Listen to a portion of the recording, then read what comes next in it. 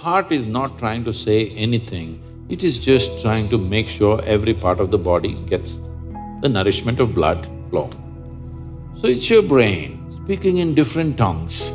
So before you invest this life into something, you must look whether today if I invest my life into this, after 25 years, will it still mean a lot to me? After 50 years, will it still mean a lot to me? At the end of my life, if I turn back and I look, will I be proud of this or will I be ashamed of what I'm doing right now?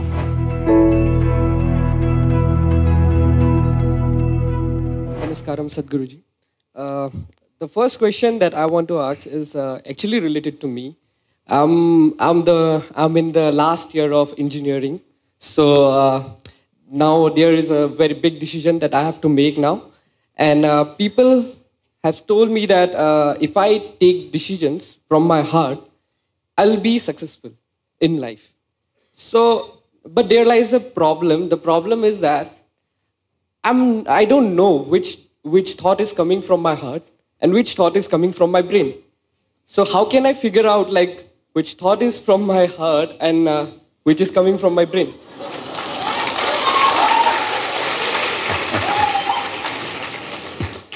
The heart makes only two sounds, lub-dub.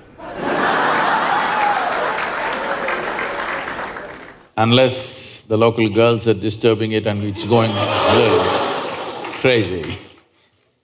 Otherwise, it makes only two sounds. Rest of the noise is all coming from your head. This idea that something comes from the heart, something comes from the brain, it's metaphoric, but unfortunately a whole lot of people are taking it literally. There was a time in many parts of the world, particularly in Arabia, the medical science in Arabia believed the blood is pumped from the liver. You might have heard Urdu sayings about Kalija, have you? Because they believed blood is being pumped from the liver, because liver is a far more complicated organ than the heart. Heart is a simple pump. So, do not give it any more responsibilities other than continuously pumping the blood and keeping you alive, unless somebody here breaks it. So, about the last year of engineering, I want you to change that language because this happened. Can I tell you a joke? It's okay? Yeah. You're pretty serious about this, that's why I'm asking. This happened. A very celebrated scientist was at a dinner and he was not grandly dressed or anything, he was looking very ordinary. So the lady who was, sitting next to him didn't pay much attention to him, she doesn't know who he is. But after some time, just to be polite, to make some conversation, "May I know what do you do?" He said, "I'm studying science." She said, "Oh, I finished that in my 10th class." So you're not going to, you're not in the last year of engineering, maybe the course, but not the last year of engineering, because for your entire life, if you learn engineering, when you're dying, after 100 years, okay? I'm not preponing it. After 100 years when you're dying, you would still know, if you're a constant learning process, you would still know you know very little about engineering. With that little, many things happen, that's different. So don't be in the last year of engineering. I know the program may be closing, but not the last year of engineering, okay? So, essentially engineering means to have things the way we want. Yes? When we say this building is well engineered, I'm not saying that. If we say this building is well engineered or an automobile is well engineered, what it means is it's functioning the way we want. Yes? Of all the pieces of engineering on this planet, of many pieces of engineering, a tree is a fantastic engineering, even a mountain is fantastic engineering because it stood there for 1,000,000 years. That means it must be good engineering, isn't it? Yes? Something that stands there for 1,000,000 years must be well engineered. Of all this, the most sophisticated piece of engineering is human mechanism, isn't it so? Hello? Most sophisticated of all the pieces of engineering. Now, because it's a sophisticated piece of engineering, it needs a certain level of attention, otherwise you don't figure it. Now that we gave you such a highly, high-tech piece of engineering, I'm asking you, did you read the user's manual? I think there is no user manual for now. How can they make such a fantastic piece of engineering without a user's manual? Maybe it doesn't come with a booklet attached to your neck when you were born. But indications must be there, isn't it, how to use it? Huh? Is it true somebody who's an athlete or a gymnast or someone else like that learns to use their body than a whole lot of other people?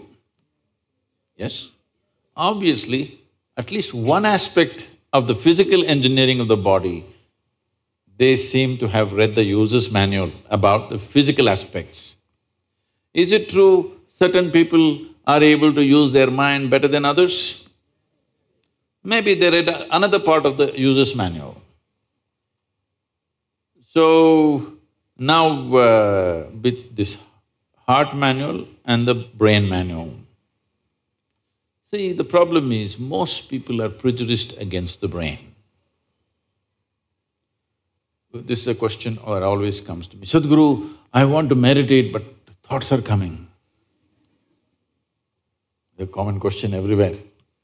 I ask them, see, I'll make you meditate.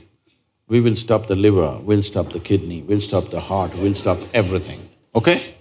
Oh, no, Sadhguru. So you want the liver to function when you're meditating. You want the kidneys to function. You want even the spleen to function, you want the heart to function.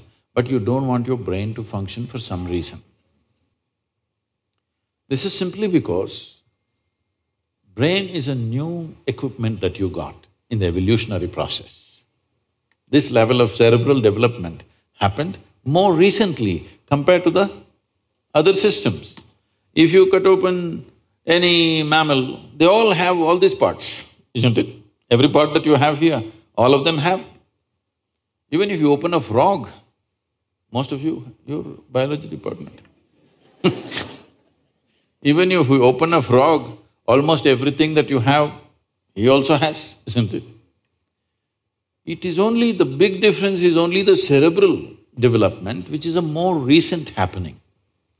Because it's a more recent happening, most people have not figured how to handle it. So, user's manual is very important. You don't read a user's manual just before you discard the machine. You read it in the first few days, isn't it? Hello? If you buy a phone, do you want to read the user's manual in the first 3 days or after 3 years when you're throwing it away? First 3 days, isn't it?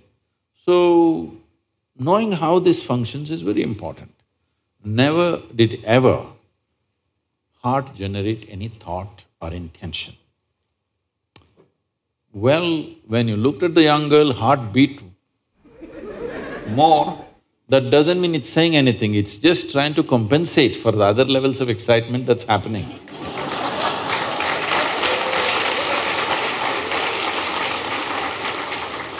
The heart is not trying to say anything, it is only compensating, you need more blood, so it's pumping little harder.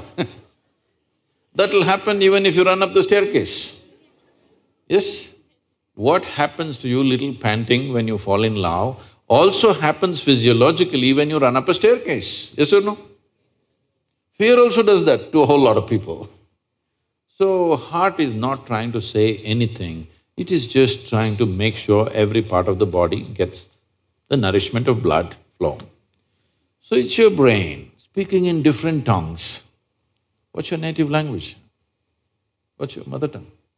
Assamese. So, because when you know 2, 3 languages, sometimes it gets confused, sometimes it speaks in English, sometimes in Assamese, sometimes in something else. So you're thinking different people are speaking, heart is speaking, mind is speaking, no. There is thought and there is emotion.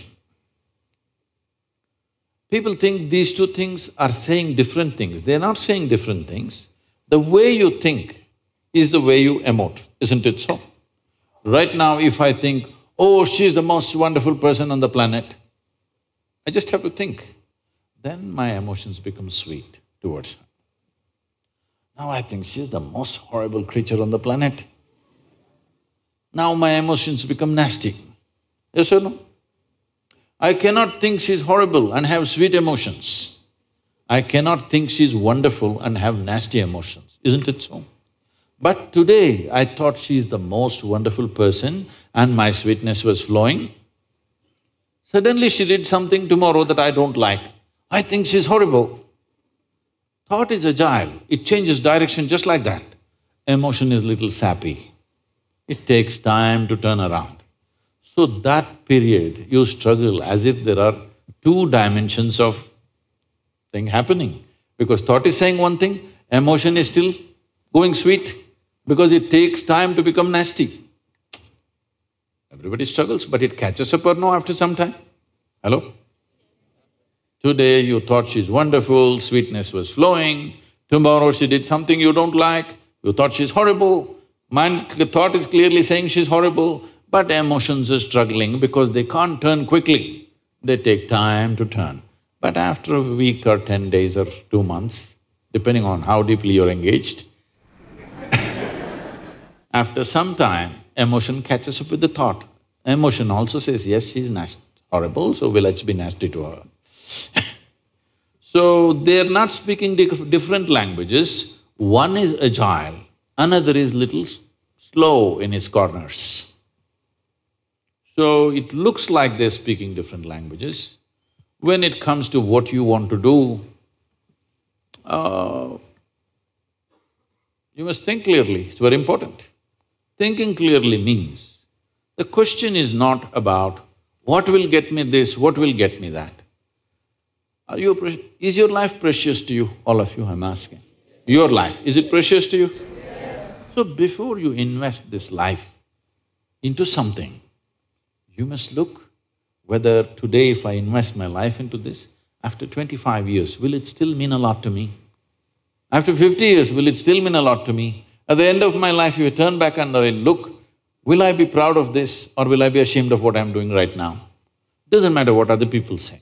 But you should not do anything that you will feel ashamed of, isn't it so? Huh? It doesn't matter, people say so many things.